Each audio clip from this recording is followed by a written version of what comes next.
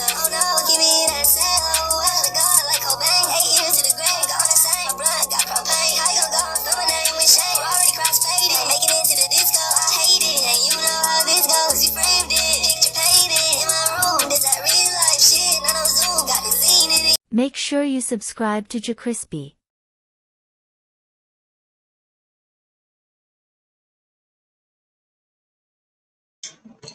What's up, y'all? It's your host, the most. JerCrispy. Welcome back to another video. Brusky, the secret villain of Hoodwinked. Hoodwinked. I think I said it. I probably said it wrong. Hoodwinked. I don't even know, guys. But make sure you like, comment, subscribe, follow social media on the screen. I'm probably gonna talk to y'all next video. I'm gonna talk to y'all about something, bro. Because I feel like something ain't adding up to this. So, let's get it. Movie. It takes the classic Little Red Riding Hood fairy tale and spins it into a whodunit style crime story. When a forest falls victim to the Goody Bandit, a thief stealing recipes from local bakers, several fairy tale characters are brought in for questioning. As their stories unfold and begin to overlap, it becomes clear that nothing is as it first appeared, and no one is all that innocent. With the help of frog detective Nikki Flippers, they eventually uncover the truth. Boingo the rabbit was the... So, this is a good ass movie. Some people don't like it, but I love this fucking movie. And I hope like he goes to the part and shows what I like.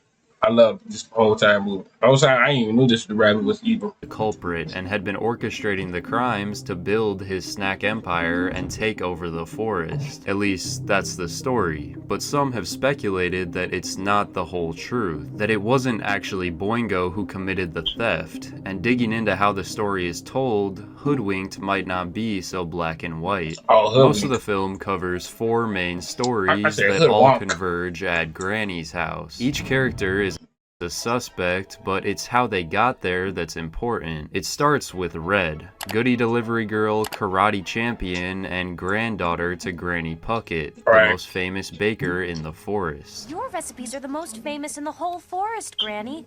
What if they get swiped? It could wipe you out. Early on, Boingo is shown to be Red's friend, and he doesn't seem very suspicious. After receiving a warning in the form of a rock with the words "You're next," she decides that her grandma's cookbook isn't safe at her house anymore. So Red ventures out to deliver it to Granny for safekeeping. After falling out of a cable car with Boingo, she's stopped by Wolf, who wants to know what she has in the goodie basket. Red just assumes Wolf wants to eat her or her desserts and manages to escape the wolf. She takes a minecart with a goat, escapes an avalanche, and makes... Go back. Where'd that go?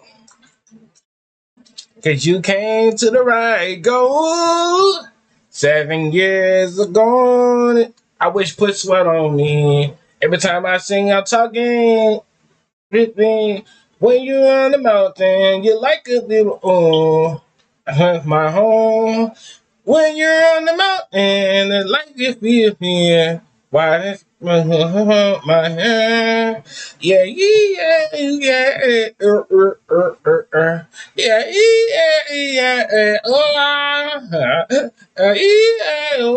yeah. I ain't got horns.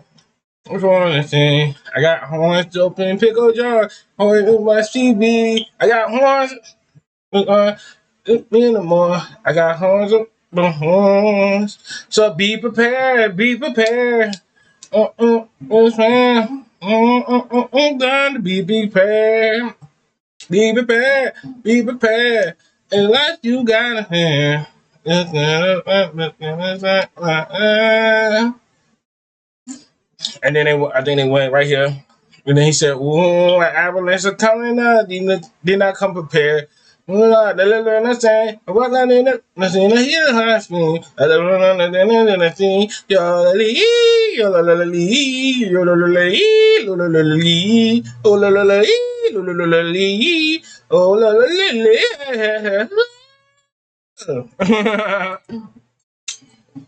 cart with a goat, escapes an avalanche, and makes it to Granny's. But as the little red part 2 to this or something like that, was like the evil kids. It was like a little evil kids or some shit like What that? What's that old childhood Jack and Hill? Jack and Phil or Jack and Hill? Oh, Jack and Hill or The something like story that. goes, she's met with the wolf impersonating her grandmother, with the real granny tied up in the closet. But how did he get there? The wolf in this version of the story is an investigative journalist who has spent the last 6 months investigating the Goody Bandit mystery, which is why he has a knack for disguises. He becomes suspicious of Red and wonders who she moves the goodies for and where they come from. The girl in the hood. You get around the mountain. Who does she work for? How should I know? I ain't that curious. It's the family business. Ain't you ever heard of Granny Puckett? Wolf mistakenly determines that Granny and Red are guilty, so he sets out to get more information. After Red falls from the cable car into the woods, Wolf confronts her about the basket, which of course backfires, and she gets away. He's approached by Boingo, who gives Wolf a poorly written shortcut to Granny's. Regardless, he eventually arrives and uses her merchandise to disguise as Granny, who's already tied up in the closet. She was tied up by accident, and Wolf didn't even know she was in there. Granny isn't just a famous baker and leads a double life. Yep.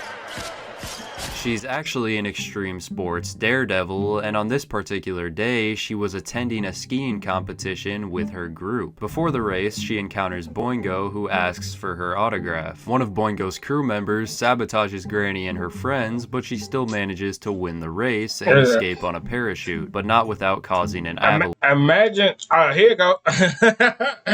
Avalanche, come on, I didn't come prepared.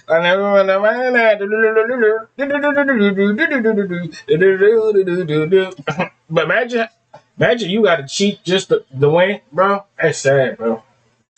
This dude really hit that. He really hit it hard. I'm surprised she ain't fell down the back of her little feet. She glides home, drops into the chimney, but gets tied up in her parachute and thrown into the closet. Wolf arrives and disguises himself, Red arrives shortly after, and then there's the woodsman, Kirk Kirkendall, the most unassuming character of all. When Kirk's story begins, it quickly becomes clear that he's fallen on hard times, struggling to land acting roles in commercials. He runs a food truck that sells schnitzel, but his true dream is to join his favorite traveling singing group, the Happy Yodelers. He was auditioning to advertise a product called Paul's Bunyan Cream, which requires him to play the role of a lumberjack. Paul's Bunyan Cream has the soothing formula. It goes terribly, so he goes back to work and ends up singing his schnitzel song with a group of children. But while they're distracted, his truck gets robbed. They stole everything. Oh, that's too bad. It's not easy being in the goodie business these days, huh? Despite his audition going poorly, he gets his first ever callback and they tell him to get in character and find his inner woodsman. So he conveniently goes around wildly chopping down trees while Boingo takes his vehicle. Eventually, he cuts down a massive tree, which rolls down a hill and leads him right into Granny's cottage at the moment of the incident. Now, clearly, the woodsman is painted as a bumbling fool who only wanted to get in character for his first acting gig. And while it is evident that he isn't very bright, Kirk might not be as oblivious as he seems. Boingo's plan is to create a monopoly on the goodie market by eliminating all competition and building his Boingo Snacks empire. That doesn't just mean stealing recipes, it means clearing out enough of the forest to make room for mass production. But what's so special about Boingo Snacks? An active ingredient called boingonium, a highly addictive substance that consumers can't resist. A little something I like to call boingonium. It makes my snacks a little more habit-forming. And this is where Kirk Kirkendall enters the picture. It's already been established that he's down on his luck, stuck in a dead-end schnitzel truck job, failing to land roles, and clinging to his dream of joining the Happy Yodelers. It's not hard to imagine that someone at such a low point might be tempted to turn to a life of crime. With nothing going his way, Kirk would be an easy target for someone like Boingo, someone offering He ain't lying though, because if you down on your luck, you'll do anything for some money. Nah, I'm not talking about that. I'm talking about crime. Nigga. We ain't talking about y'all niggas nasty. Y'all thinking about that. just enough Now, cash if y'all and do that, hey, plausible that's on y'all, buddy. deniability to finally fund his yodeling ambitions. But Kirk also has something Boingo desperately needs: What? distribution. When Kirk sings his schnitzel song with the Damn. kids, they seem almost... Damn! Why them kids were trying? Damn, they must be addicted. Look how they jumped on that nigga. Watch. Kirk sings his schnitzel song. Man, sign these niggas up for Little League football. Sign these niggas up. Hold on. With the kids, they seem almost zombified. They become completely entranced as soon as they hear the schnitzel song, because maybe they're all test subjects for Boingonium. Boingo is using Kirk's schnitzel as an experiment run for the substance. How else would he know that it worked? While the hypnotized children follow Kirk, he accidentally leaves his truck behind to get robbed, then accidentally leaves it to get hijacked. He then starts cutting down trees, which helps clear out space for real estate, furthering Boingo's plan, and then conveniently interrupts the moment where the rest of the characters may have secured Granny's recipe book, made a connection to Boingo, and cracked the case. He might not be the sharpest tool in the shed, but there's too many coincidences in his story. The scenes in his story do make him out to be a victim, but there's one problem with trusting the credibility of these scenes. Early on in the film, it was made clear to the audience that these flashback sequences aren't actually the true canon versions of reality. So then the fellow with the axe burst in. No, not yet. First, I was attacked by that crazy wolf. The story scenes are simply the characters accounting what happened and Detective Nikki's interpretation. Wolf and Red interact prior to the house, so those parts of the stories can be confirmed. Granny recognizes the skiers, sees Red at one point, and helps defeat Boingo at the end, so her story checks out. While some of Kirk's retelling is probably true, there aren't any witnesses brought in to confirm it, so there can easily be details altered or left out to serve his agenda. It makes sense why Boingo would approach Red because they're friends, at least that's what Red thinks. It makes sense why Boingo would approach the wolf because he's investigating the crime Boingo committed, and it makes sense why he would talk to Granny because he's trying to get her and her recipes out of the picture. But why is he with the woodsman? Why would he show himself if he was gonna raid and hijack his truck? When Boingo is finally revealed to be the main villain, and then why would you take the wheels out that hole? He never thought about that. Why he took the wheels? The fuck? Point of view from so the interaction so soon as he started conversation with Granny, hold up, his man, evil hold up, plan is Brewski, written down. hold up. Mentions Red Hold up. Goddamn. Soon as he go chop the wood, he can just put the wheels back on and dip out. Oh, okay. Okay, I see it now. I'm texting somebody now. Yeah. Okay.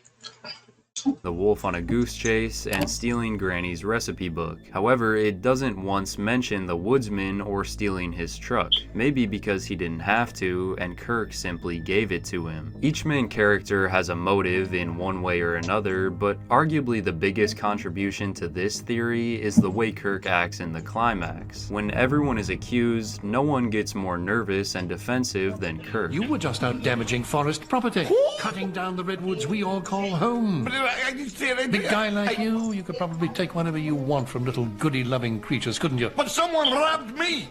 Have we... Get a taste of new Lipton Fusions, made with 50% less sugar than regular sodas.